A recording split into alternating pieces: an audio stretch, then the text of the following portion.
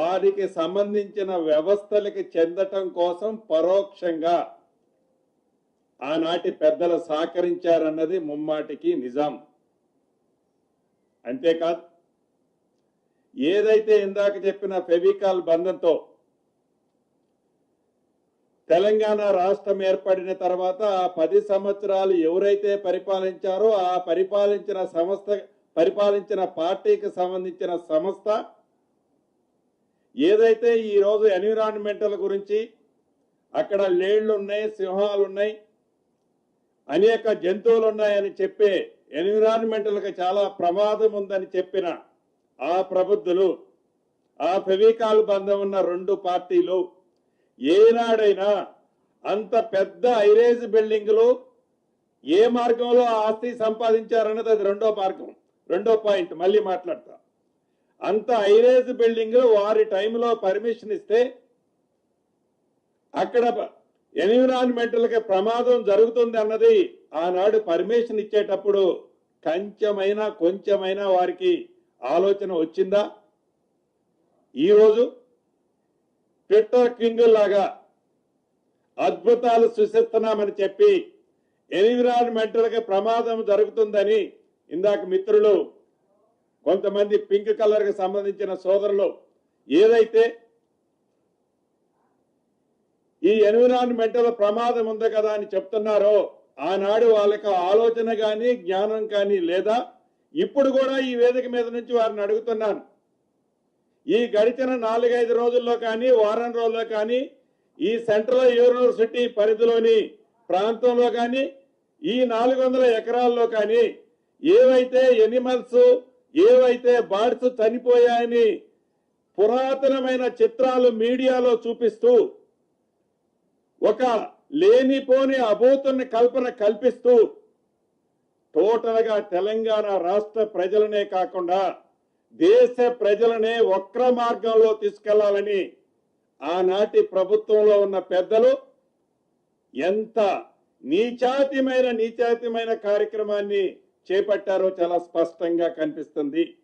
ఈ వేదిక నుంచి వారికి ఛాలెంజ్ ఇస్తున్నాను, ఏదైనా వారు చెప్పిన ఏ రెండైనా అటు యానిమల్స్ కానీ ఇటు బర్డ్స్ కానీ సింగిల్ ఇన్సిడెంట్ జరిగిందో రుజువు చేయాలి. ఎందుకంటే గౌరవ ముఖ్యమంత్రి గారు, గౌరవ డిప్యూటీ సీఎం గారు, గౌరవ మంత్రులు అందరూ దీని మీద స్పెషల్ కమిటీ వేసి గడిచిన 3 రోజుల్లో వాళ్ళు ఏదైతే సోషల్ మీడియాలో చిత్ర విచిత్రాలు నడుపుతున్నారో కావాలని ఉద్దేశపూర్వకంగా తెలంగాణ పేదోడికి సంబంధించిన సొమ్ము ఈ 400 ఎకరాలు కొట్టేయటం ఆనాడు సాధ్యపడక ఈ ఇందిరమ్మ ప్రభుత్వంలో గౌరవ ముఖ్యమంత్రి రేవంత్ రెడ్డి గారు ఈ విజయాన్ని ఆనరబుల్ సుప్రీంకోర్టులో గెలిచి తీసుకొచ్చిన దాన్ని జీర్ణించుకోలేక వారు ఆనాడు కొట్టేయాలన్న ఆస్తిని ఇది పేదోడి ఆస్తిని పేదోడికి చెందటం కోసం తీసుకొచ్చారని దాన్ని డైజెషన్ చేసుకోలేక దీన్ని వక్ర మార్గంలో తిప్పుతూ ఈనాడు ఆనాటి ప్రభుత్వ పెద్దలు ఒక నడవడిక స్పష్టంగా గమనిస్తుంది. ఎస్, ఈ సెంట్రల్ యూనివర్సిటీ ఈ తెలంగాణ రాష్ట్రం ఆనాటి ఉమ్మడి ఆంధ్రప్రదేశ్ అనుకోండి, హైదరాబాద్ డెవలప్ కావాలని ఈ సెంట్రల్ యూనివర్సిటీ పెట్టాలని ఆలోచన ఎవరికి వచ్చింది? శ్రీమతి సోనియా గాంధీ గారికి వచ్చింది. ఇది కాంగ్రెస్ పార్టీ పేటెంట్. ఏదైనా ఈ సెంట్రల్ యూనివర్సిటీలో డెవలప్ జరిగింది అంటే ఎవరి టైంలో జరిగింది? కాంగ్రెస్ పార్టీ టైంలో జరిగింది. ఈనాడు కేంద్రంలో ఉన్న ప్రభుత్వం కానీ 10 సంవత్సరాలు తెలంగాణ రాష్ట్రంలో పరిపాలించిన ప్రభుత్వం కానీ ఈ సెంట్రల్ యూనివర్సిటీని ఇంతైనా డెవలప్ చేయాలనే ఆలోచన ఏనాడైనా వచ్చిందా? ఈ సెంట్రల్ యూనివర్సిటీలో చదువుకునే పిల్లల బాగోగుల గురించి ఆలోచించాలనే ఆలోచన వచ్చిందా?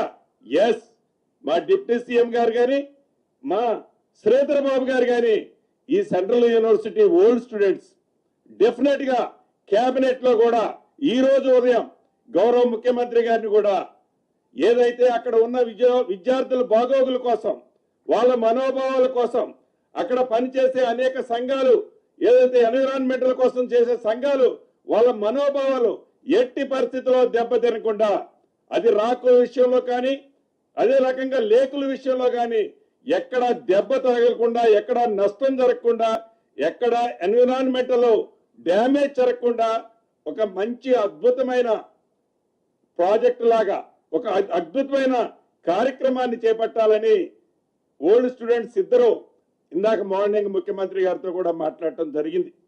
ఇంతకుముందు సుమారు 3-3.5 గంటలు అది హరిగోపాల్ గారు కావచ్చు, నరసింహారెడ్డి గారు ప్రొఫెసర్ గారు కావచ్చు, సుమారు 3.5 గంటలు చాలా ఓపికగా అనేక మంది సంఘ సంస్కర్తలు, మేధావులు, ఎన్విరాన్మెంటల్ సంబంధించిన వాళ్ళు వచ్చి చాలా విపులంగా ఎక్స్ప్లెయిన్ చేశారు.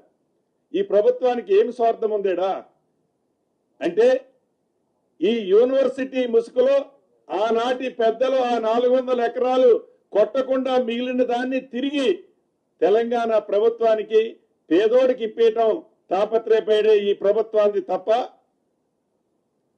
ఈనాటికి ఆ 10 సంవత్సరాల్లో ఆ సెంట్రల్ యూనివర్సిటీ భూమి వారికి రిజిస్టర్ చేయాలనేది కూడా కనీస జ్ఞానమైనా మీకు వచ్చిందా? ఈనాడు చూపిస్తున్నారు ప్రేమ.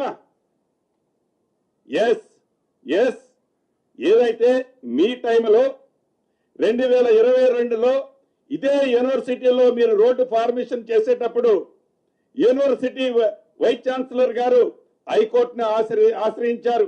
మీరు రోడ్డు వేయొద్దని ఆశ్రయించినప్పుడు హైకోర్టు చాలా స్పష్టంగా చెప్పింది, ఈ భూమి మీద ఏ రకమైన టైటిల్, నాట్ ఓన్లీ 400 ఎకర్స్ గురించి చాలా స్పష్టంగా ఒక పేరా ఇచ్చింది. మొత్తం భూమి మీద మీకు ఏ రకమైన రైట్ లేదని కూడా ఇచ్చింది. మేము అట్లా అనటంలే.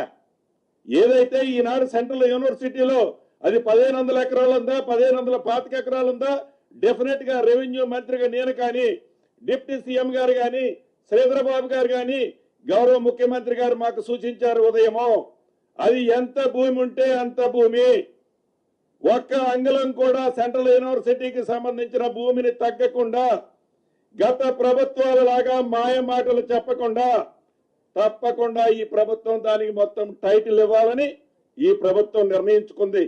ఆ విద్యార్థులకి మంచి భవిష్యత్తు ఇవ్వటం కోసం ఎంతవరకైనా ఈ ప్రభుత్వం చేయాలి అంటే చిత్తశుద్ధితో చేయాలని ఈ ప్రభుత్వం ఉంది.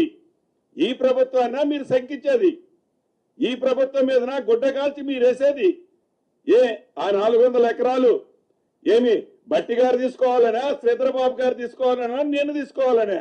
మీలాగా అటువంటి ఆలోచన మా ప్రభుత్వంలో ఉన్న ఏ ఒక్క నాయకుడికి కానీ,